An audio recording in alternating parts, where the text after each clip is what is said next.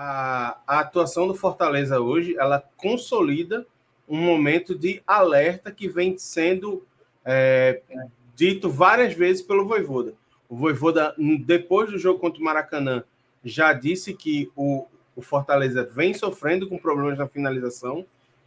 A gente já tinha visto isso contra o Botafogo, viu também no primeiro tempo do jogo contra o Fluminense do Piauí, e aí há um desconto por conta da intempérie, por conta da chuva, mas ainda assim foram muitos gols perdidos, e isso tudo se sintetiza numa figura que é muito importante para o time, que é o Lucero. O Lucero foi o artilheiro do Fortaleza no ano passado, na temporada do Fortaleza de quase título continental, fez 24 gols no ano, uma marca bastante expressiva, certo? Mas este ano o Lucero ele vive uma fase muito ruim.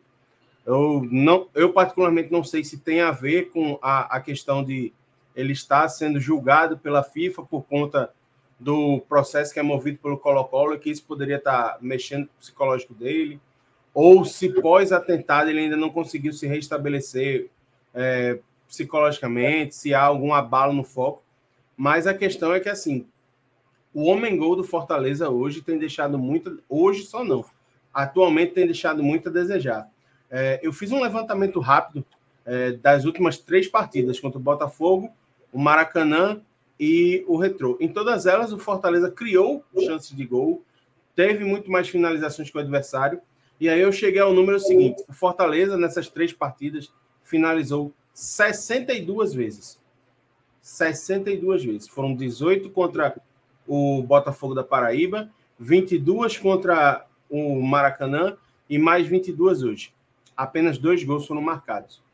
E aí, assim, quando você tem um time que cria tanto, que cria quase 20, que é mais de 20 oportunidades de gol por jogo, e você tem uma média de 30 finalizações para conseguir marcar um gol, é porque realmente tem alguma coisa muito errada. E dentro desses erros, a gente viu a performance do Fortaleza, que foi apoiado pelos mais de 12 mil torcedores que estiveram presentes na Arena Castelão, e que, dentro das suas limitações, dos seus desfalques, teve uma proposta interessante de jogo. Hoje, o Fortaleza ele não pôde contar com o Pochettino, que vem sendo o meia de ligação do Fortaleza nos últimos 40 dias, por conta da lesão que o Caleb teve. A gente sabe que no início do ano o Vojvoda dele projetava usar o Pochettino mais como segundo volante, não mais como a mente criativa do meio campo, só que o Caleb ele machuca contra o América de Natal, tem um problema muscular que ele demora muito a voltar, e hoje, quando ele voltou a ser relacionado, ele não tinha condição de jogar a partida inteira. Então, o que acontece? O Vojvoda ele tenta inovar. Ele coloca uma linha com 3 atacantes mesmo. Coloca o Pikachu, coloca o Machuca e coloca o Moisés como segundo atacante para tentar, através da mobilidade, tentar furar o bloqueio que o Roberto Fernandes, técnico do Retrô, se propôs a fazer, colocando 3 zagueiros e mais 2 laterais que pouco passavam do meio campo. Durante o primeiro tempo, a gente viu que essa estratégia de movimentação e de infiltrações deu bastante certo. O Moisés se apresentando muito, o Pikachu se apresentando bem pela direita, tentando fazer uma fumaça pelos lados e gerando chances de gol. Só que, do mesmo jeito que essas chances eram geradas até com alguma facilidade pelo Fortaleza, nas minhas contas foram pelo menos 6 lances perigosos para o Fortaleza durante o primeiro tempo, o ataque do Fortaleza mostrava sinais de nervosismo na hora de finalizar, não conseguia tomar a melhor decisão na hora de bater para o gol, e isso foi fazendo com que o time fosse ficando nervoso em campo e a torcida fosse absorvendo esse clima tenso. Não foi uma nem 2 vezes que a gente viu a torcida reclamar de finalizações durante a transmissão do jogo. E aí, no segundo tempo, o Vojvoda ele tenta ir soltando o time um pouco mais para tentar ver se o time conseguia fazer uma partida mais criativa, não depender apenas da velocidade das infiltrações para tentar fazer o gol.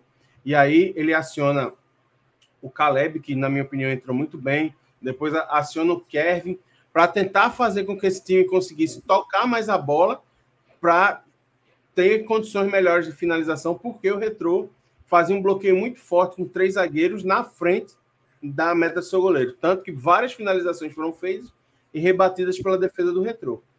E aí, assim, as chances foram sendo criadas, a gente foi vendo o Fortaleza chegando, se aproximando e esbarrando nas finalizações ruins dos seus atacantes e também em alguma defesa pontual ou outra do goleiro Paulo Ricardo.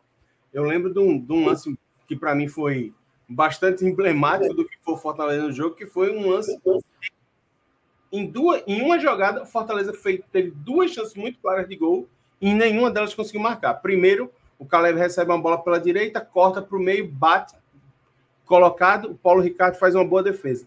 A bola sobra na esquerda, o Pedro Rocha cruza para a área, o Lucero desvia e o Caleb livre cabeceia para fora. Então, assim, foram 2 chances muito claras em um lance e o Fortaleza simplesmente não conseguia fazer com que a bola chegasse ao gol. Inclusive, no texto, eu coloco a primeira frase da crônica do jogo é o seguinte: parecia que a bola realmente não queria entrar, como, inclusive, a gente viu até durante os pênaltis, porque as 4 primeiras batidas, 2 do Retrô e 2 do Fortaleza, acabaram não entrando. Então, assim, essa é mais uma partida para a conta do Vojvoda do alerta ligado. O Fortaleza ele vai iniciar uma sequência muito pesada, certo?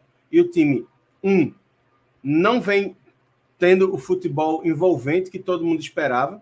Todo mundo esperava um Fortaleza que começasse a temporada muito bem, porque manteve boa parte da sua base vice-campeã continental e que conseguiu o 6º ano de consolidação na Série A e trouxe reforços na janela mais cara da história do clube.